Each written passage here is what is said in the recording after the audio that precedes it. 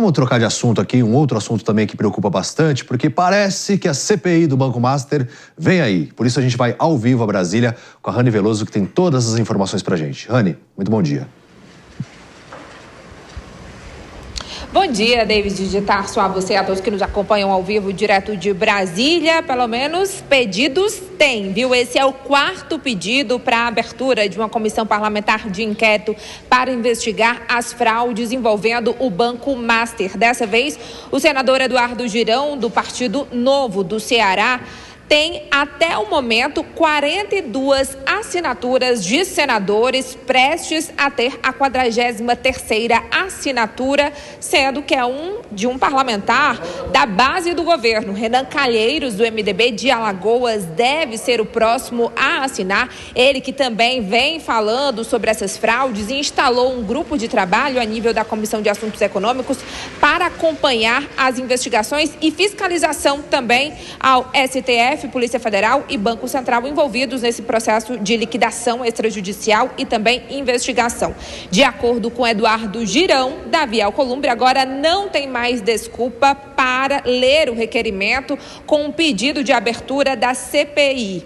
De acordo ainda com o senador, essa pode ser a maior fraude do sistema bancário da história do país e que envolve poderosos. E que os senadores têm o dever de apurar o desvio de bilhões de reais dos cofres públicos, principalmente daqueles que pagam impostos, de acordo com o senador.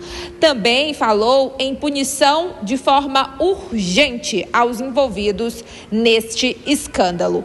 O senador Eduardo Girão tem essa expectativa, uma vez que ele foi um dos primeiros a tentar iniciar a recolher essas assinaturas ainda em novembro do ano passado e agora conseguiu aí mais que o número suficiente. São necessários, no mínimo, 27 assinaturas dos 81 senadores, porque é 1/3 da Casa Revisora do Congresso Nacional e ele conseguiu bem mais que isso. A gente lembra que tem outras frentes também na Câmara dos Deputados, há 3 pedidos. O deputado Carlos Jordi pede a abertura de uma CPMI, que seria uma comissão mista com deputados e senadores, já tem 257 assinaturas. Outra deputada também da base, Heloísa Helena, do Partido Rede Sustentabilidade do Rio de Janeiro, ela disse que já tem 31 assinaturas de senadores e está tentando terminar de coletar dos deputados. Ela, inclusive, falou aqui pra gente, da reportagem da Jovem Pan, que está trabalhando para romper a muralha dos mistérios sujos da Câmara dos Deputados, por causa da dificuldade de colher essas assinaturas entre os parlamentares da Casa Baixa.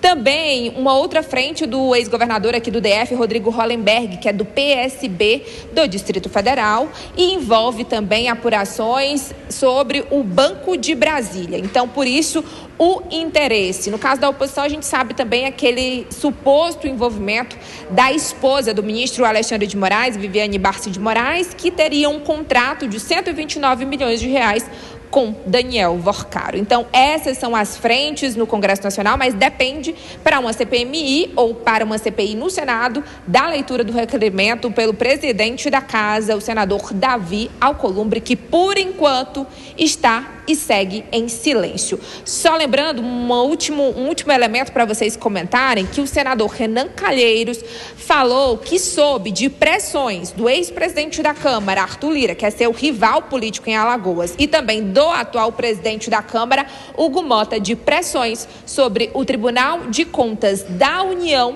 para que o processo de liquidação extrajudicial do Banco Master fosse anulado. Volto com vocês. Rani Veloso, muito obrigado pelas suas informações direto de Brasília. Anulação da liquidação do banco, que tinha lá investimentos na ordem de mais de 2 bilhões, sendo que em caixa tinha cerca de 20 milhões. São os questionamentos, é uma pressão assim que eu não consigo entender. Agora eu quero saber também a sua opinião. Você acha que essa CPI realmente vai ter alguma efetividade com tantos elementos que estão sendo apresentados? O pessoal está bastante revoltado, inclusive estava dando uma olhada aqui sobre a nossa saúde no país.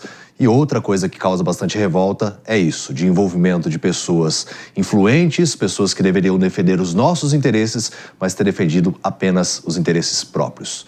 Mano Ferreira, qual a sua expectativa enquanto eu vou acompanhando aqui as mensagens também? Eu diria que a gente está numa etapa anterior, não dá nem para perguntar se a CPI vai ter efetividade. A gente está na etapa de perguntar se vai ter CPI. É isso. Pois é, porque aí tem aquelas interferências, conversas de bastidores, não faz não, porque pode dar ruim para nós. E ao que tudo indica, o senador Davi Alcolumbre, presidente do Senado, quer que isso aí fique no fundo da gaveta, esquecido, e se depender dele, o forno da pizza já está ligado, né? Porque a gente precisa lembrar e contextualizar que parte do escândalo do Banco Master passa pelo investimento vultuoso de fundos de pensão ligados a governos municipais e estaduais, inclusive do governo do estado do Amapá, onde o senador Davi Alcolumbre é bastante influente.